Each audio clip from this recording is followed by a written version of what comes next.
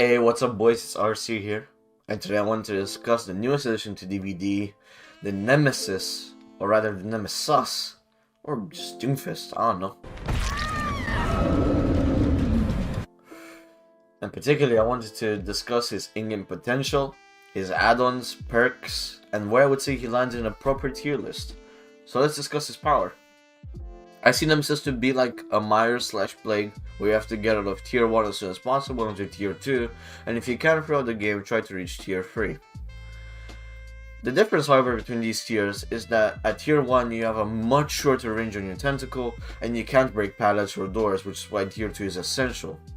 Because once you reach tier 2, by either hitting survivors when they're perfectly healthy or zombies, you can actually break pallets and doors, and at tier 3 you have an increased range on your Tentacle.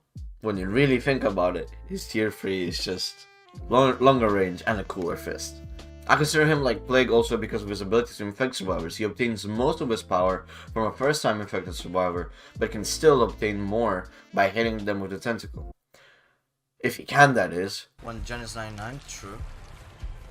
So this is the hard part about this killer.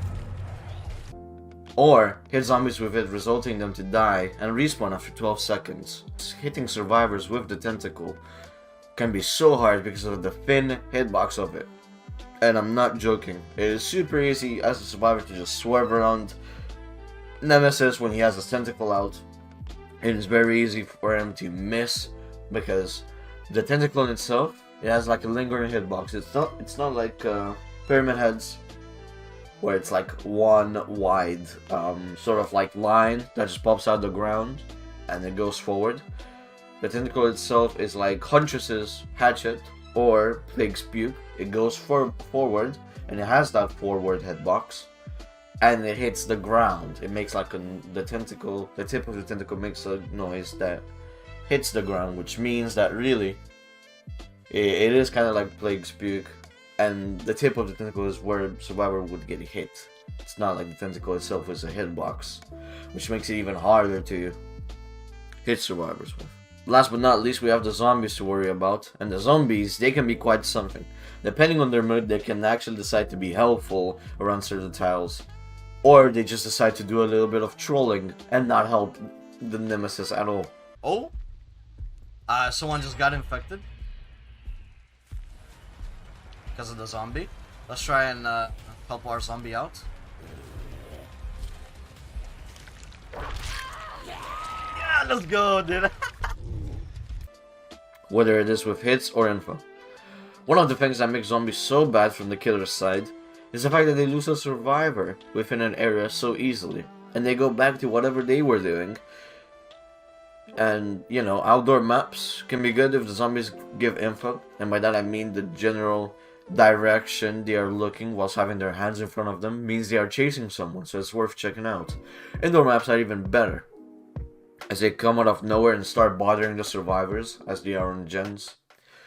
And they can even block the hallways, which make them arguably pretty good, because it lets you sort of like tag team. You usually see a zombie come out of the blue and possibly infect the survivor, or just hit them straight up if they are already infected. But honestly, this just depends on where the survivor is trying to loop the Nemesis and where the zombies are just generally walking around. Zombies can also get blinded by a flashlight, firecracker, or a flashbang, causing them to stand still for 15 seconds, and it makes their general hitbox smaller, which means that any survivor that was getting blocked in a hallway by the zombie can actually go through them now. They can also get stunned by a pallet or head-on, which will cause them to die and respawn after 45 seconds. If the Nemesis decides to obtain his power from the zombies by hitting them with the Tentacle, they will respawn after 12 seconds. Last but not least, once again, about the Nemesis, because there's so many things about his power, are the vaccines that spawn in supply crates around the map, which cure you from the infection. And generally, there is nothing super deadly about the virus itself, which I wish it kind of was. However, the Nemesis will be able to hit you over pallets, windows, and half walls with his Tentacle if you are infected, and he can damage you. On the other hand, if you were to be healthy, he'd have to hit you once with his Tentacle, giving you a speed boost but no damage. So he'd either, if he wants the benefit of being able to hit you over a wall, a half wall, window, or pallet, he has to infect you first, or he can punch you but you don't get infected and you lose a health state. So really it just kind of depends on the situation and what the Nemesis really just wants to do, because sometimes it's just better to M1. And that's his power. Well, so much for his power. Genuinely, it's kind of complex, but I fully understand it now. Hopefully you guys can understand it better now. Let's talk about his perks. His perks are interesting. Not the best, but they all have potential on a lot of the killers. Let's start with Lethal Pursuer, which honestly I believe might be his best perk, purely because of the info at the start. At the start of the trial, you have 9 seconds of information where you see every survivor, and then your perk deactivates, and that's it. And you may think to yourself that it's quite useless, but actually, when you put this perk on any killer, not even a fast mobility killer, they can potentially have a very strong start, getting hits, or even a hook or two at 5 gens. This perk can be great on anyone: fast mobility killers like Nurse, Blight, power build-up killers like Oni, Plague, Michael, setup killers like Hag, Trapper, Ghostface. I had a really bad opinion on this perk in the PTB, but it has grown on me ever since, and I actually like it a lot because of the possibility of having a strong start. Next up we have Hysteria. Whenever you put a healthy survivor into the injured state, all injured survivors suffer from the Oblivious status effect for 30 seconds, and it has a cooldown of 30 seconds. No M1 needed, you're going to hit them any way possible. I haven't gotten an insane value out of this perk on Nemesis himself because I haven't got the chance to try this perk on more shooting killers like Legion or maybe Wraith or Sloppy. The perk itself used to have an even bigger cooldown in the PDB, and I'm glad they changed the cooldown to a more reasonable time. And it can be useful, just not very useful on normal M1 killer. Finally, we have Eruption, which is also what I call my dick every Friday night. When you kick a gen, its aura will be highlighted in yellow. And once you down a survivor, every affected generator that you have kicked previously will explode and apply a 6% progression penalty. And any survivor repairing said generator will scream and become incapacitated for 16 seconds. Fucking brilliant, dude. And then it goes back to having a 30-second cooldown. Even if I'm taking the piss out of this perk, I can imagine it being pretty good on fast mobility killers like Spirit, Nurse, Blight, or even Freddy. The 6% just does not cover up for all the effort you put in to kick, let's say 2 to 3 or 4 gens, though you don't have to. But what I would suggest to make this perk honestly better, I would make it so I would increase the 6% by 3% for every other gen kicked. And honestly, that would make it pretty alright, because honestly, incapacitated for 16 seconds also does not make a huge deal.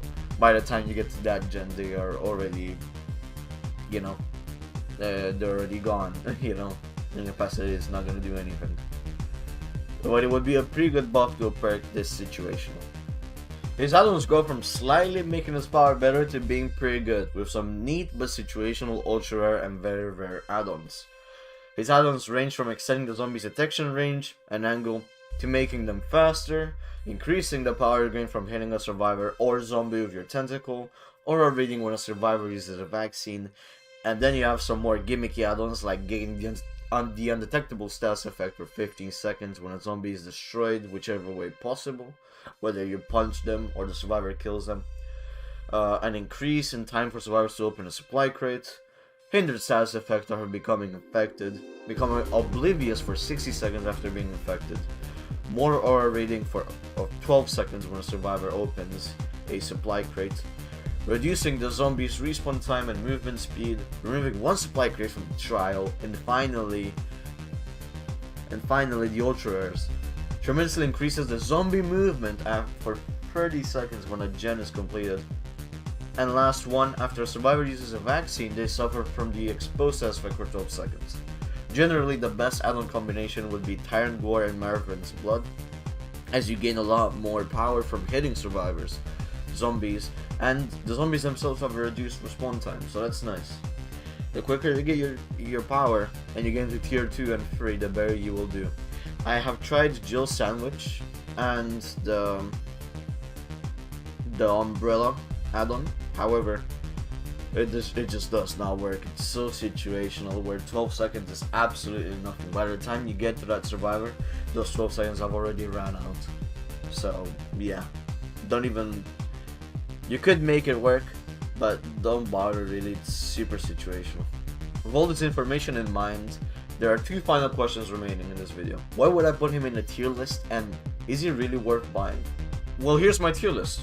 I will not go in depth, but I might do it in one of my next videos, explaining why I made this tier list and my decisions. I would honestly place Nemesis right below Wraith, but higher than Doctor, because though it's hard to get his power with the bullshit hitbox and, you know, everything else going on, once you do get tier 2, tier 3, and you get rolling, the pain train just does not stop.